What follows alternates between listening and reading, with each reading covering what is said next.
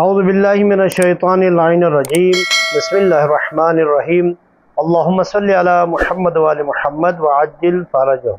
مبتلات روزہ میں سے دوسرا مبتل یعنی وہ چیز جو روزے کو باطل کر دیتی ہے وہ ہے جمع۔ جمع سے روزہ باطل ہوتا ہے، چاہے سپاری کی حد تک ختنگاہ کی حد تک داخل ہو اور منی بھی خارج نہ ہو، پھر بھی اس کا روزہ باطل ہوتا ہے۔ اگر کوئی انسان جمع کے ذریعے سے روزہ باطل کرنے کا قصد کرے اور پھر ارادہ ترک کرے، اگر اس نے دوبارہ نیت نہیں کی تو اس دن کا روزہ باطل ہے۔ اگر دوبارہ نیت کرے روزہ رکھنے کی تو پھر اس صورت میں اس دن کا روزہ بھی رکھے گا، بعد میں اس روزے کا قضا بھی کرے گا۔ یعنی پہلے اس نے روزہ توڑنے کا قصد کیا ہے لیکن روزہ نہیں توڑا ہے، نہیں توڑ کر اگر اس نے دوبارہ نیت نہیں کی تو اس دن کا روزہ اس کا باطل ہے، اور کیونکہ اس نے ارادہ قصد کا کیا ہے تو اس پہ کفارہ بھی واجب ہوگا۔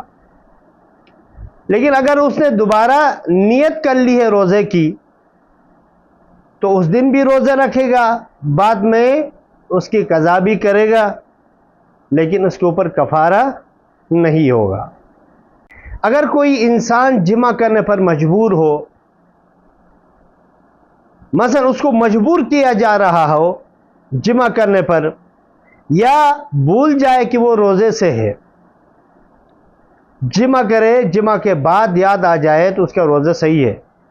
لیکن اگر جمع کے دوران یاد آ جائے، جب بھی یاد آ جائے یا جب اس کی مجبوری ختم ہو جائے تو فوراً اپنے آپ کو جمع سے روکنا اس کے اوپر ضروری ہے۔ اگر جمع سے نہ روکے تو پھر روزہ باطل ہوگا۔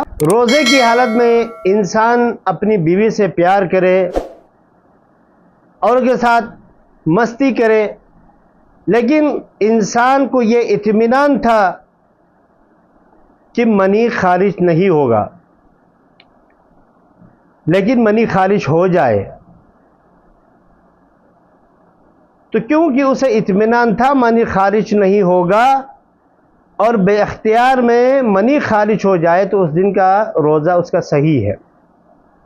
اگر اسے اطمینان نہ ہو منی خارج نہ ہونے کا اور منی خارج ہو جائے تو اس دن کا روزہ باطل بھی ہے اور اس کے اوپر کفارہ بھی واجب ہے۔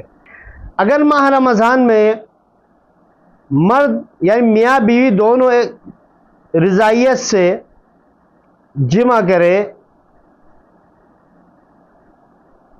تو دونوں کا روزہ باطل ہے اور دونوں پر قضا کے ساتھ ساتھ کفارہ بھی واجب ہے۔